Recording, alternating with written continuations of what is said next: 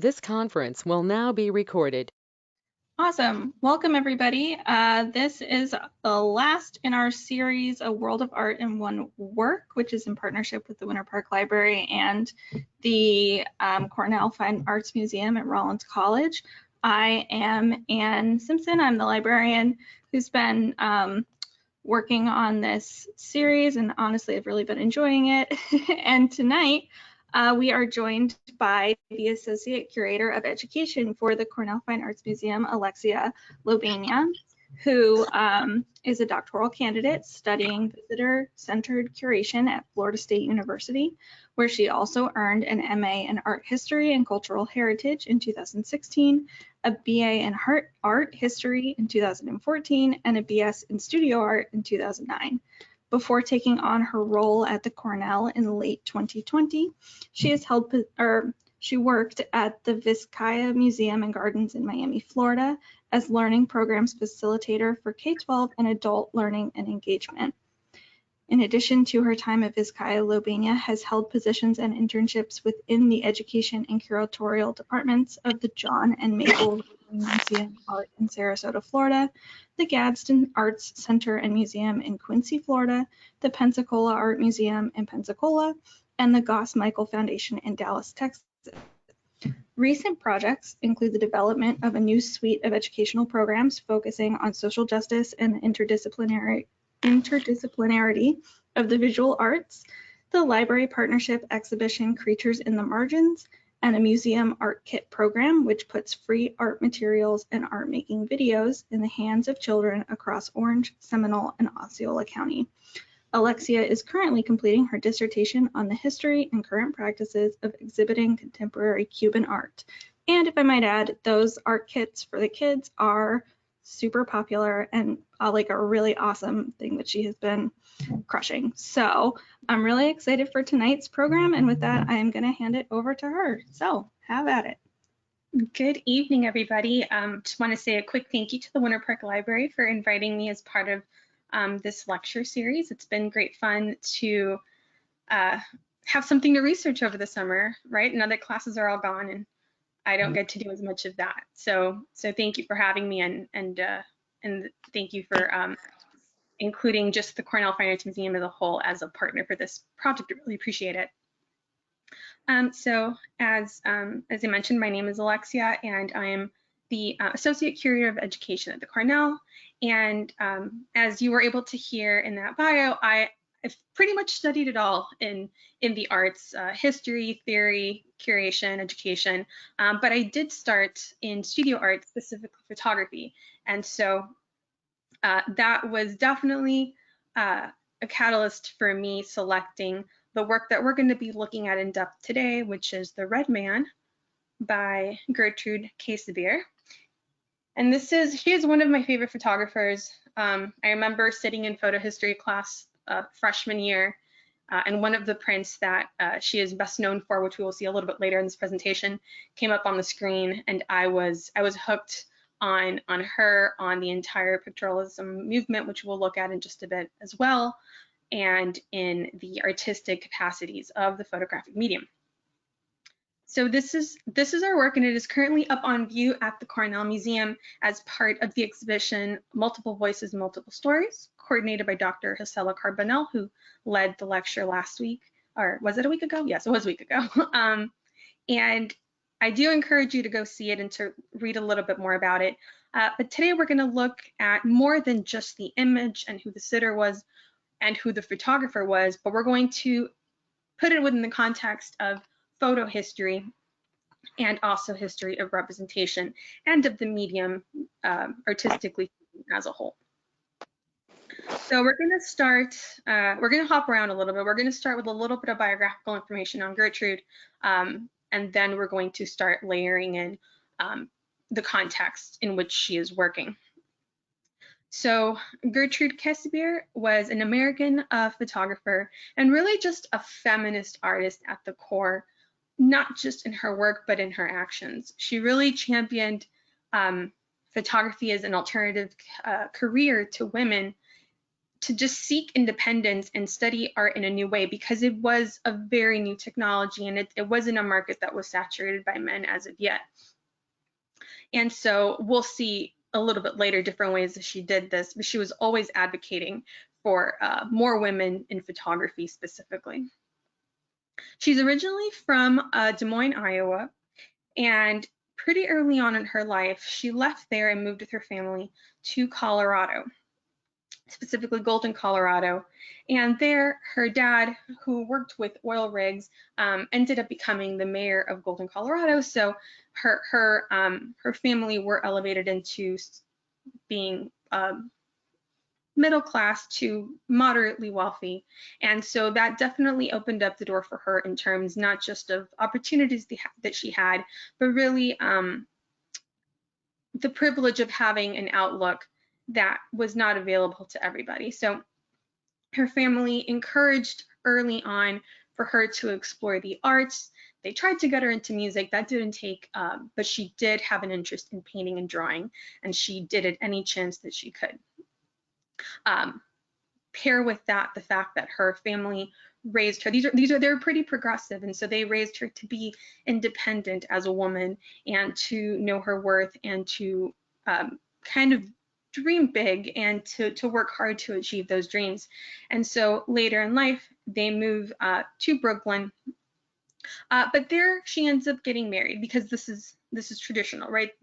A career was something that she always had an interest in, but social norms being what they were, she ended up getting married at the age of 22 to Gertrude Käsebier, and it was unfortunately not a happy marriage. They did produce 3 children, and so she did embody the role of wife and of mother, but she never successfully embodied the role of being domestic in the sense that women were expected to be. And so this did cause a lot of tension within her marriage fairly early on. On top of that, she's quoted as saying that her husband was impossible to live with. There's one quote which I think is pretty funny, but it's, if he goes to heaven, then she hopes she goes to hell, because that's how much she does not want to share her life with this man any more than she has to. And so she ends up, or both of them end up deciding about the time that the youngest leaves home and goes off to train in school, they decide to not divorce, because that would have been too scandalous, but they do separate, and they live in separate homes. I believe at one point, or for a while, they end up living in separate cities later on. But through it all, he did commit to supporting her financially. They are still legally married. And so at the age of 37, so this would have been 1889, sorry, she decides that she is leaving and where they were living at the time, and moves to Brooklyn. And he opposed, but she goes anyway, and she enrolls at the Pratt Institute of Art and Design, which was brand new. It had just opened, now quite famous. And so she begins to study art in earnest, full-time student, with the goal of being or developing an artistic career. So she does, while she's in school, she ends up traveling to Europe, which was the norm at the time. And she's studying painting, she's studying drawing. These were the predominant mediums that were academically used if you're training within the arts. But at this point, photography had grown. It was quite ubiquitous, and she has a little point and shoot camera that she takes with her, and she's slowly becoming obsessed with photography. Even though she's still training in drawing and in painting, she's always with her camera. She takes it to Europe, and she uses it as a tool, and we'll talk about that in just a minute. Going out into the open landscapes and taking photographs and bringing those back and working off of the photographs within the studio. But there's an anecdote that there was a day that it was raining, and so she started to just experiment with photography inside the studio. And so this kind of, these little, these experiments were pushed forward by her artistic sensibilities, her artistic capacity. And so we see someone who is playing with something that is understood to be a tool to help artists capture real life, to take it back into the studio and paint it. and she's trying to push those boundaries. And this was already happening outside of her, and that's what we're going to talk about in just a sec. But she starts to really understand and be curious and creative with this medium, to the point where many of her professors were quite enraged at the fact that she was actively thinking of becoming a photographer rather than what they would consider a fine artist. And they actively dissuaded her and discouraged it. And so that begs the question as to why, right? She's in, like, why the separation, why this lack of wanting students to pursue photography rather than the fine arts, if we, as we understand it today, photography is a fine art, it is another artistic medium. But that wasn't always the case. And so we're going to briefly leave Gertrude at her desk at Pratt, or in the fields in Europe, or the chemists studied labs in Germany, and we're going to take a step backwards to better understand the climate of photography as it's happening at this moment in time, when she is studying it in the late 19th century. So what we're going to start with here is the idea of pictorialism. So pictorialism in and of itself, we think of it as an artistic movement. It's actually much more, but we'll unpack it slowly. And it's basically something that lasts about 50 to 60 years. So we're looking at mid-19th to mid-20th century. Think interwar, but not World War I and II, rather starting just around or after the Civil War and progressing just till past World War II. And so what's happening is that, globally speaking, we have this technological spur that's making everybody become a little more industrial, and it's making the world function a little easier, but also communicate a little easier. So we start seeing an increase in ease in global travel. We start seeing publications in print being distributed globally, which they have been for a long time, but not to this capacity and not to this with this far a range. And so as all these things are happening, photography develops as part of that nascent technological moment. And so pretty instantly it becomes a worldwide sensation. And with it, you start seeing the development of photography clubs, which we'll talk about as part of this. And we start seeing the development of photography magazines. And so the question starts to pop up as these fall into the hands of artists: is photography an art? So you have that tension between science and art. And what ends up happening is it becomes this almost bastardized art form because of how it started. So pretty early in the 19th century, we have experimentation as early as 1810, a little more developed by 1830, of people experimenting with chemicals and the sun, and then eventually creating what we understand today as what would be the emulsion that's on film, and creating these sensitive surfaces on which to replicate life. Because if we think of what is the purpose of art, or what was the purpose of art, thinking back to like the High Renaissance, and this Greek idea of art is to catch the to replicate nature, which is perfect, right? So then you suddenly have something that does that really easily, right? You just point it at something and it captures an image of it. And so it was understood to be a tool to document, because you're not really doing anything with it. You're just pointing and replicating. And the artist hand becomes something that is not even associated with the medium in and of itself. But what if it was? And so that's what we start seeing, is this push to professionalize photography in an artistic way. And so pictorialism, as this movement, does so by focusing. It does so in two ways, but if we're speaking formally and aesthetically, it's all about how do we introduce the hand of the artist into photography through process, and how do we take it away from just being this tool document and into something that can produce these beautiful artistic, aesthetic, elevated images in the same way that painting would. And it's more than just about sitting and replicating what you see.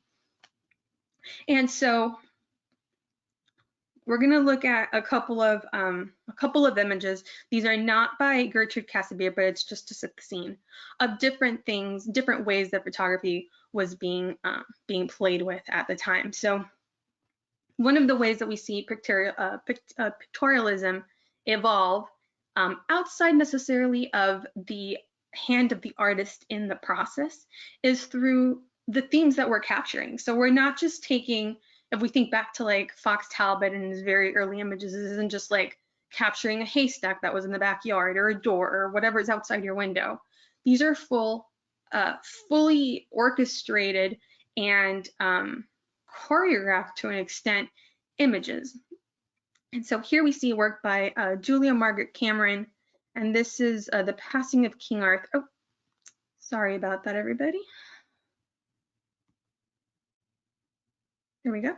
The Passing of King Arthur, and it is an albumen print. So again, this one is not one of those that we are looking at how the artist manipulates, because an albumen print is basically, if you think about the way photography works now with an enlarger, it just creates a light sensitive liquid that you would brush onto paper, and you would put a glass negative on top and it exposes it. So it's fairly straightforward. But here what we are seeing in these very narrative themes and experiments, and it's easy to pull her name when you're looking at her body of work, because they do stand out. They are very, very dreamy narrative. This one is an illustration for a book, but that's also something that hadn't really been done before. And this is just one of the ways that we're seeing the pictorialist movement experiment. So here we have another. Oh, sorry, everybody. It keeps. My apologies. So here we have Robert Demachet, who's another artist in the pictorialist movement. And so here we start seeing how not just subject, but how process begins to create these painterly textures. So he's using gum bicarbonate, bichromate, printing, which is done by adding whatever you are going to use to create that sensitivity on the paper. You mix paint with it, basically. And so once you've gotten those two agents to seal, you put it in hot water, and then anything that didn't stick properly, for lack of a better, without giving you too much jargon, kind of goes away. And so it leaves this very painterly texture. This could easily be a charcoal drawing, and it does allow the artist to go in with a paintbrush while this is developing, so to speak, in the tray of hot water, and soften it, giving it this lovely hand-drawn, sketched quality. One of my favorites for sure. And then we also see, so we've seen playing with narrative, playing with process, and then we see playing with textures and with what's physically, materialistically on the screen, or rather on the paper, if we're taking it back to 19th century. And so in the same way, again, that we would see with the Renaissance, where as people gained mastery of replicating these hyper-realistic images, or just realism, you start playing with the virtuosity of how well you can paint water, or how well you can paint the opacity of like a veil. And so we're seeing that also come through in a lot of the work by the pictorialist artists, and we see it here in full splendor with the way that the models are set up in front of a light, and we catch that beautiful, delicate fabric. And so again, we're just not just capturing what's in front of us and documenting something, but creating an art form out of it. So it's important to understand that on the aesthetic side of the pictorialism movement. But like I said, it was more than just aesthetics, more than just formalism. And so we also have the development of photo clubs, and these are really important to the professionalization of photography, which is kind of where how these clubs operated and what their main goal was. But within the fine arts, and that's something that's really important, not professionalization in the way that we understand it, as in creating an industry for it, but creating an artistic fine art industry, specifically the photo secession. So these are the three main major first clubs that developed. It all would have started in Paris in 1888 with the Photo Club de Paris, and then moved over into the we saw it emerge again in London with the Brotherhood of the Linked Ring, or just Linked Ring as it is known. And then later, the Photo Secession, that's the US branch in 1902 in New York. Now, three of the main figures that would have started the Photo Secessionist movement, or rather, I'm sorry, two of the three founding members of the New York Photo Secessionist movement were originally part of the Linked Ring, and that did include Käsebier. So it would have been her and Alfred Stieglitz, and we'll talk about them. We'll talk about him in just a second. But then they decided that there had to be a club in the U.S., and so they founded Photo Secession. So it's really an offshoot of the Linked Ring. And so the way that these operated, it wasn't just like a bunch of guys and girls playing with cameras in their backyard or in their basement. I'm sure they did, but that's not what the goal of this was. This was, like I said, a hard push effort to really be a driving force globally to elevate photography. And so they met often and had very important, in-depth, well, important for, I guess that's very subjective, but I felt it was I'm very fortunate, and I think anyone who's here watching this today is very fortunate. We would agree that it was very important conversations that were happening. But they were exchanging ideas, they were building communities and networks, they were writing scholarly papers, and they were creating magazines and publications, two of which, well, the most important one to come from this was Camera Works, and right before that, Camera Notes, which was revamped and became Camera Works in the early 20th century. But they were working hard. They were researching new technological processes and how to perfect what already existed. And so it was a global push that really did help start turning that boat. It didn't 100% accomplish it, because I remember when I was in undergrad in 2005, and I am dating myself, so shame on me, but in school, the studio art department still had photography separately. It was put in with the digital arts. You couldn't even find photography books in the art section of libraries. You had to go all the way across campus to the sciences, where all the science buildings were, and you had to get them there, which I resented, because it's a very long hike.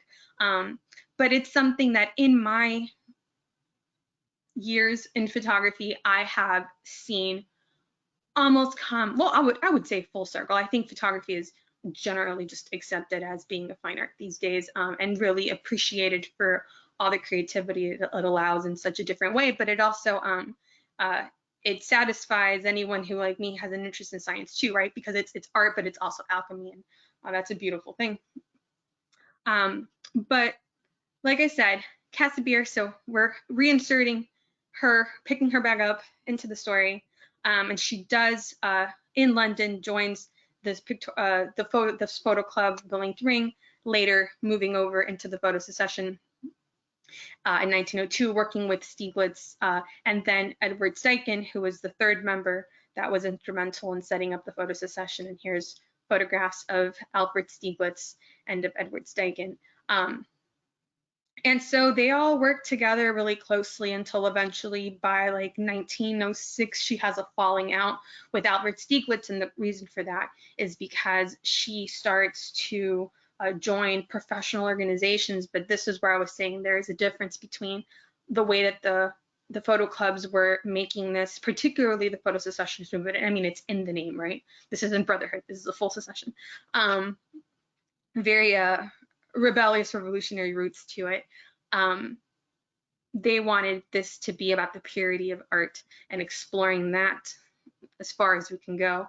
But Käsebier was very practical in her approach to photography, and she was very successful at it. She's not one of these that gained notoriety after her time. She was very popular in her time, and she also was very aware that she was, while not divorced, she was separated, and then by the time that she hit the height of her career, she was widowed, and she knew that she needed to make her own money. This was going to be her way to sustain herself and her family. And so she started joining professional organizations, and that's something that Stieglitz had a big problem with because it represented everything that he worked against, that he thought photography should not represent, because it meant not necessarily commercializing in the way that we understand it now, although there was, you know, that feeling of you're selling out, but it was all about now you're through that, or through those connotations, you're working against this fine art, this lofty, idealistic, philosophical approach to photography that we've worked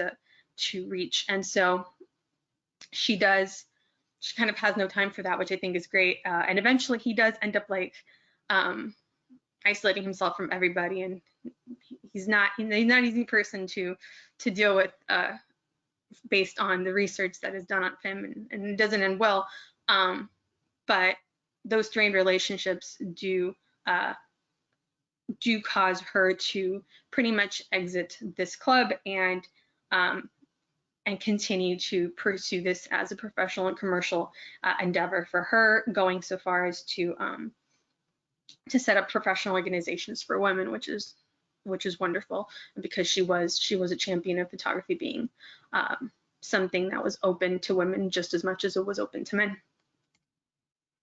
And so with Käsebier, throughout her career, she was very sought after. In 1897, she does end up opening her own studio in New York on Fifth Avenue. There was a large like women's photographer studio or building that allowed, you know, women to have their own studios there, which is a wonderful thing, and she was part of that. And it was there that she started, and there where we're going to come full circle with the image of the red man. But these were the kinds of portraits that she was really well known for. I would say, looking at her body of work, she is known for her portraits of especially of well-known people, and we're looking at three here because everyone was interested in hiring her, but just portraiture in general. In studio, she was known for her images of mothers and children's, which was common with women artists, especially at the turn of the century.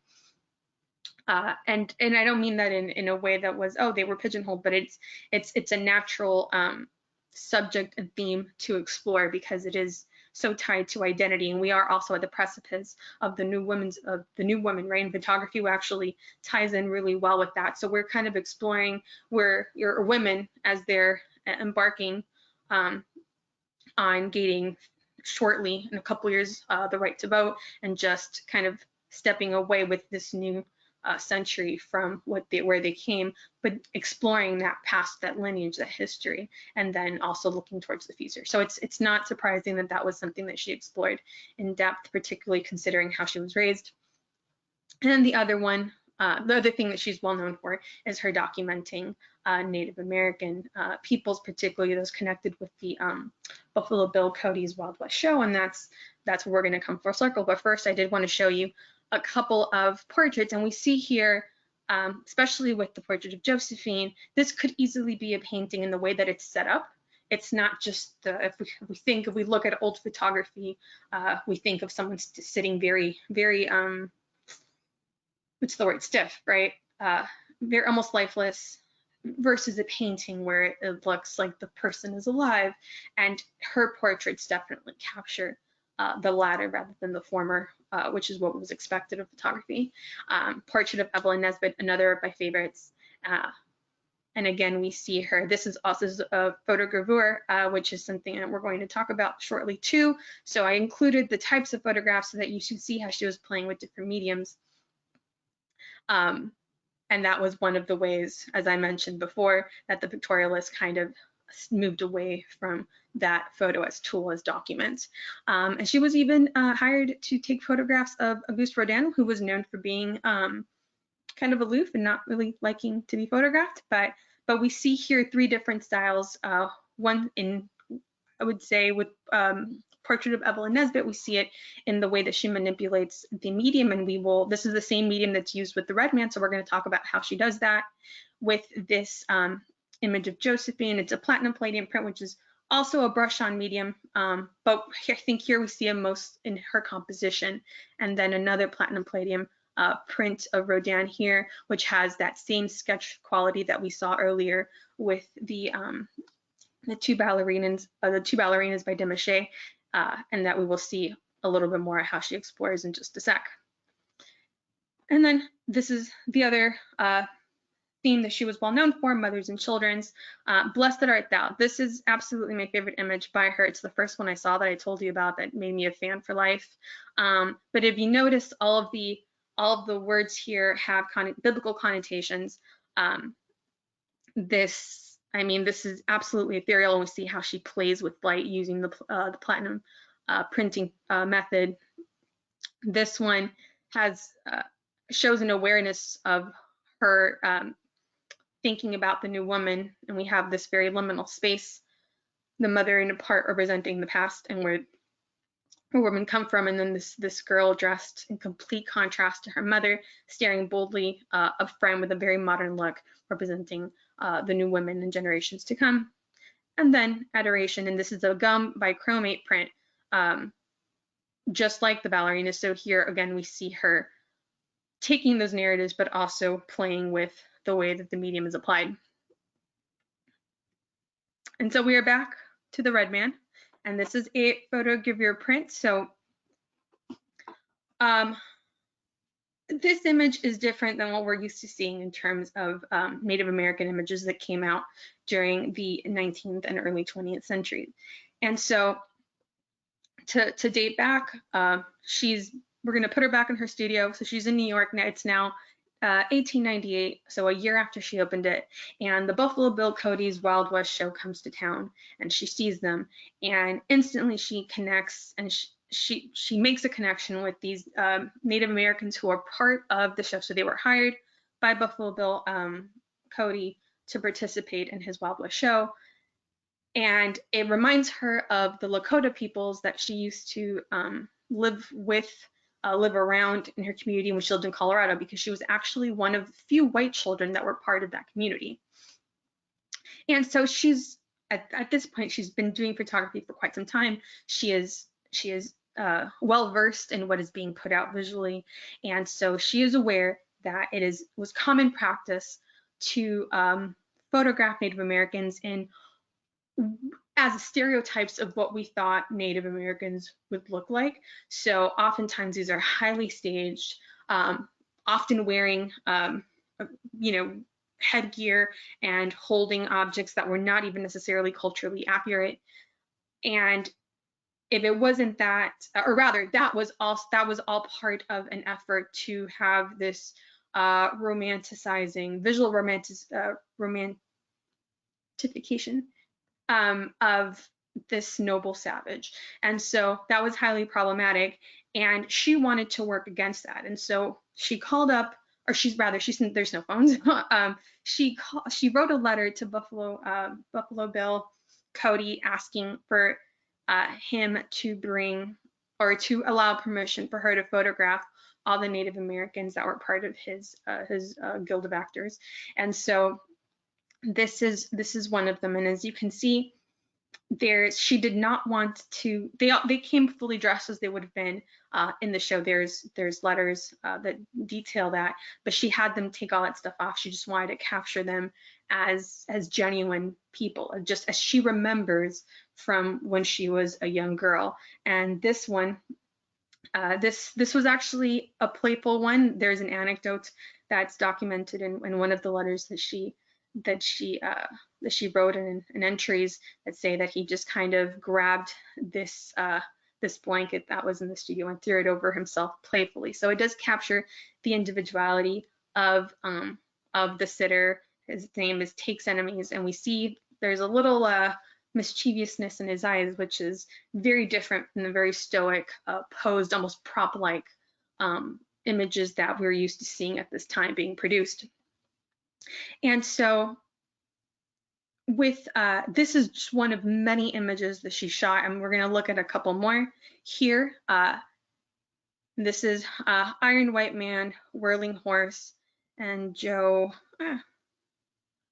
Black Fox, and these are all part of this portfolio. Now here they are definitely wearing headdresses and all sorts of things, but actually some of these, it's really interesting when you start reading and researching what the dynamics were that happened in that studio, because sometimes some of these performers really wanted to be shot with the regalia because they were well, they were trying to gain agency of, if I have to take these pictures, I want them to kind of serve as advertisements for me for this show and to build a name for myself.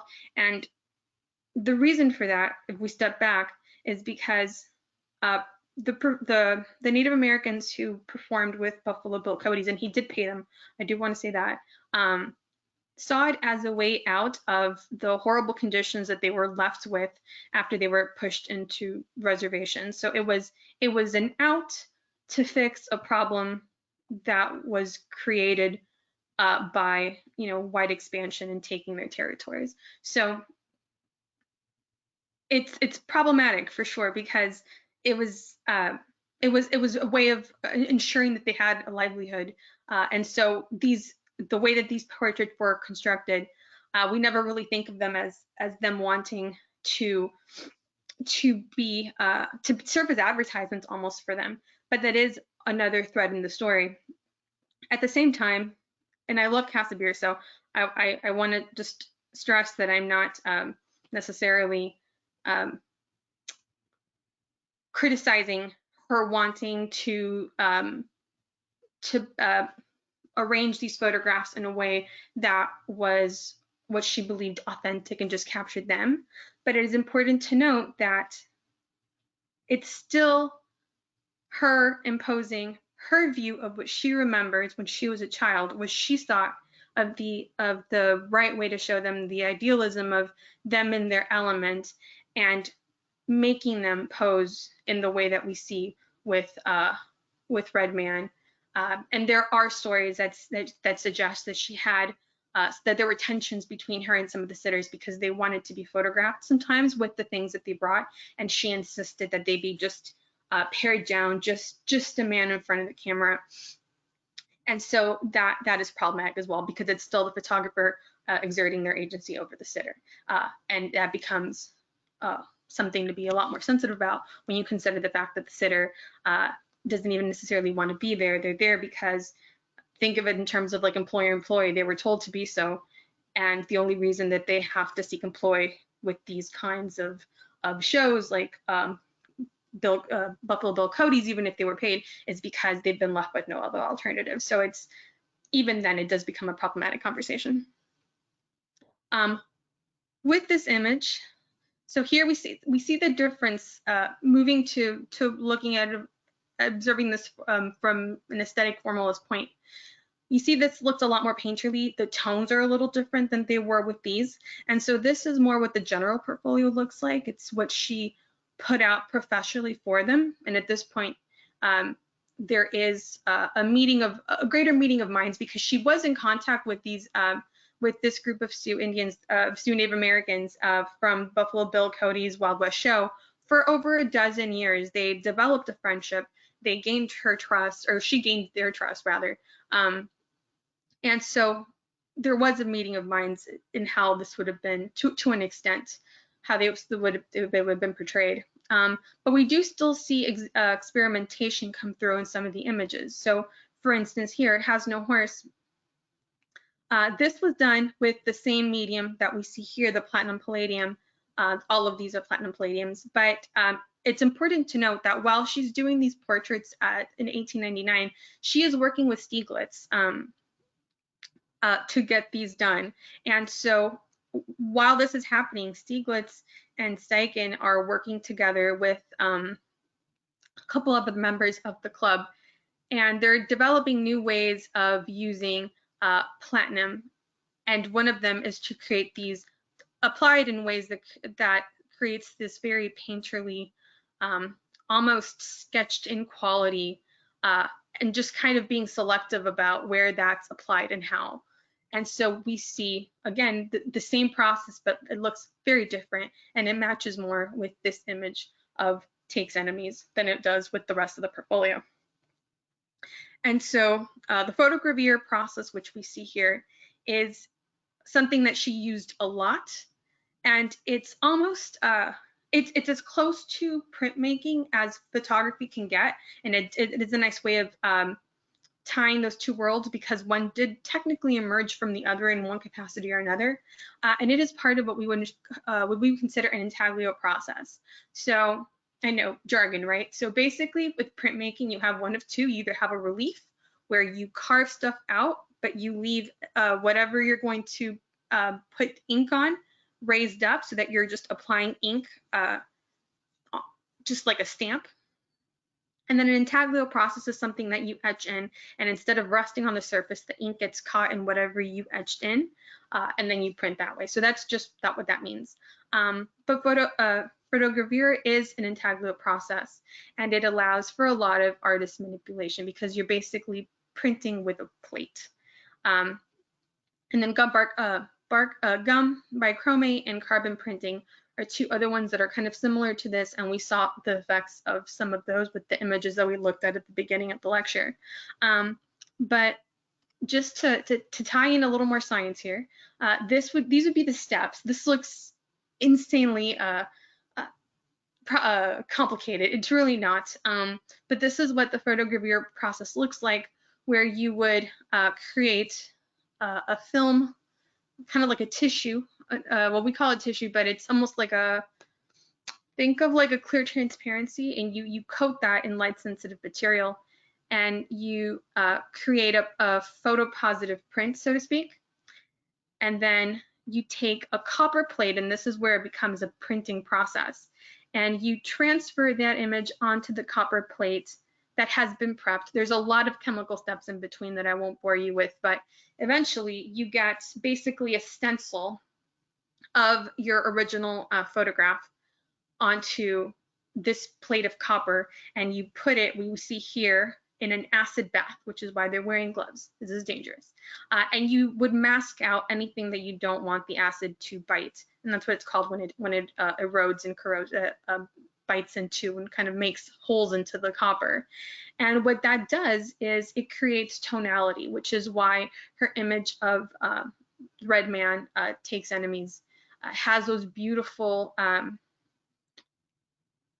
almost shadowed textures on the blanket itself, and it just allows for a lot of tone. And through that was one of many tools that pictorialist photographers used to imbue images with emotion, instead of just being this this document.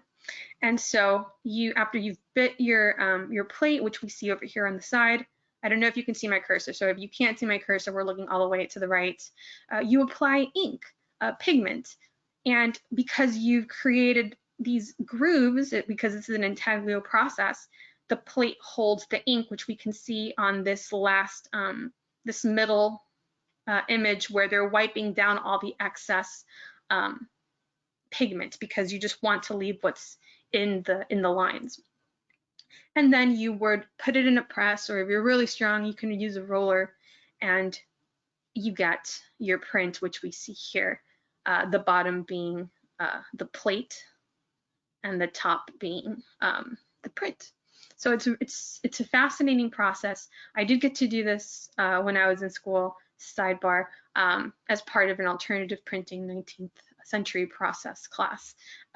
So if this catches your interest, go on YouTube, go on Vimeo, you can find people doing, like, showing you the process, because it's quite fun to watch. But that is essentially the story of how we get this image. And like I said, here we see the tonalities in the blanket, and that just means that one part was exposed to more acid than the other, because you can bite put it in the acid, let it bite a little, take it out, cover it with some masking ground so that it doesn't affect that area anymore, and continue to bite, and that's how you get these rich dark lines. But she also used sepia. She toned the pigment, and that's something that the pictorialist used as well, because otherwise, if we're thinking of just like, if we're just taking a regular photograph and we're just developing it as one would, it would have had a more gray quality, as we expect to see. And by 1929, she closed her studio and moved away from working full time. And then she did pass away in 1934. But a couple years later, in the late 70s, was entered into the International Photographers Hall of Fame, an accolade which she definitely earned and deserved for being a pioneer, not just for photographers, but for women photographers especially. So that concludes my lecture. I hope you guys enjoyed it, and I'm open to taking any questions. I'm going to attempt to stop sharing my screen without disconnecting myself. That's my webcam. I don't stop showing screen. There we go. So now you guys can see me. There are a couple of comments and a question in the chat. If you can click on the little speech bubble icon in the top. On the top. We are learning together, everybody. Speech bubble on the top. Should be top right, middle there. Mine is on the, there we go. Ah, gotcha. Let's see. To this day, Alex Katz doesn't show photography as art. That's absolutely, it's a hard question, right? And let's not label it. It's even better, because it's art and science, and it's anything that your mind can dream. Evelyn Nesbit was the girl on the swing. I did not know that. And she does so many pieces, or so many different photographs of Evelyn Nesbit that are just so incredible. And Evelyn Nesbit was an actress, if I remember correctly. And I just picked the one that my favorite all time, but you're really spoiled for choice when you start looking at those portfolios that show more of her images. Looking at the full portfolio for Native American photographs, is it different than those of other photographers who were doing that at the same time? Can you identify an overall different approach, like you noted with the mischievous? To an extent, once you start seeing the negotiations with her and the Native Americans that she was photographing, and you start thinking of their reasons for wanting more posed portraits, there are some similarities, except in the sense, I would argue, that they get to dictate what they wear eventually. I find that there's a little bit more dignity attached, and maybe it's only because I know I know a little bit about what was happening in the studio at that time, and the quality, which is something else, right? Because if you're already thinking aesthetically and not just, let's just point this at someone and just capture them, there is a liveliness that comes through in the portraits that lends individuality. I know that, and this is even since before prepping for this, just when I was first introduced to when I started seeing that portfolio in school, I remember thinking that it felt different. It felt the same way that we think about when we look at portraits, where there's like life in the eyes, versus just sit here, wear this, hold it. There's a dehumanizing quality to some of those portraits that I think are lacking, gladly so, in these. And so, but like I said before, it does, when you start looking at the ones that she kind of coaxed them to setting them up the way that she wanted, that is a little problematic. And there are some, I didn't say this during the lecture, but there are a couple of images of their children, because like I said, this was something that they did often and they were in touch. But there are almost no photographs of their wives, and that is because, and this is another reason that this is problematic in the photographing of Native Americans. A lot of them were afraid of cameras because they weren't entirely certain that the camera, when the flash went off, that it wouldn't capture your soul. And this was a very real fear that maybe didn't make sense to her, but when you start thinking of cultural sensitivity, is something to consider. So a lot of the wives of these performers who were not contractually obligated to take these photographs did not want to be photographed because of this fear. And in one case, I don't remember, I remember that the girl's name was Mary, but I don't remember her last name. But she did eventually, after a couple years, photograph her, and she ended up dying a couple of weeks later. And so, and that's documented in one of the letters that one of the performers sent back to her, because they did correspond frequently. And so she asked, what did she die of? But I'm sure that didn't help matters. So there was something to think about. Let's see. And thank you, Barbara. Excellent lecture. I learned a bunch of information. I need to more of her photos. Truly beautiful. Can you recommend any books or resources? Oof. You know, I don't have any book dedicated to her entirely, but I would be, if you want to put your, I was gonna say, if you want to put your email in the chat, I would be happy to compile some, because I know I have them saved somewhere, somewhere on my computer, and I would be happy to suggest some. A great repository of her work, both the Met and MoMA on their digital collections page have what is, I think at the Met it's called the Alfred Stieglitz portfolio. I don't remember what it's called at MoMA, but it shows quite a variety of her works, not just of her portraits of the Sioux people, but also of, I don't have a pen. I'm going to do a screenshot, but I will send you, I hope that worked. There we go.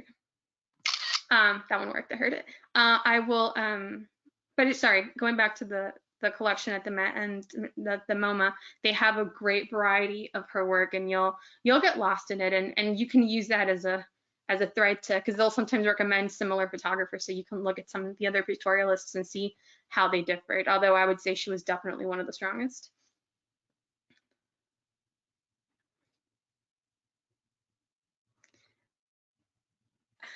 I know it has been done before, but I would love to contribute to that conversation if I ever finish my dissertation.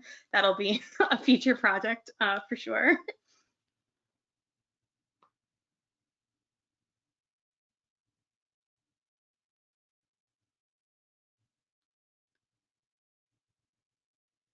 If there are any other questions, and we have a couple minutes left, I'm happy to answer them.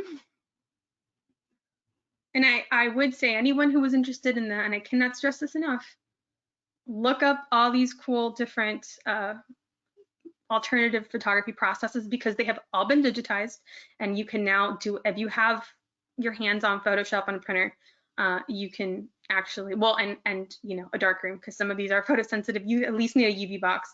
You can actually do these, and they are great fun. Thank you, Anna. And I saw the exhibit at the Cornell. Now I need to go and see it again. You definitely do. You have until August 29th, so the clock is ticking, but no pressure.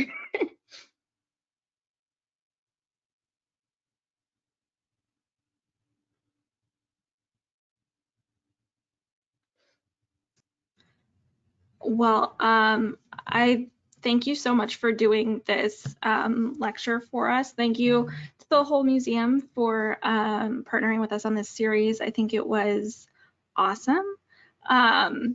So I feel like I've learned a lot. I am just, what a great night. So, and thank you also to everybody for coming and participating and everything. You do have a couple minutes. I don't want to rush everybody out of here right now. If you have any final questions, thoughts, comments, concerns, anything like that, now is the time to share. But I don't think that we're going to get any more. So again, thank you to Alexia, Ina, Gisela, everybody who helped make this possible, and I'm looking forward to what we can do together in the future. So thank you so much for having me, and thank you for everyone who tuned in to watch.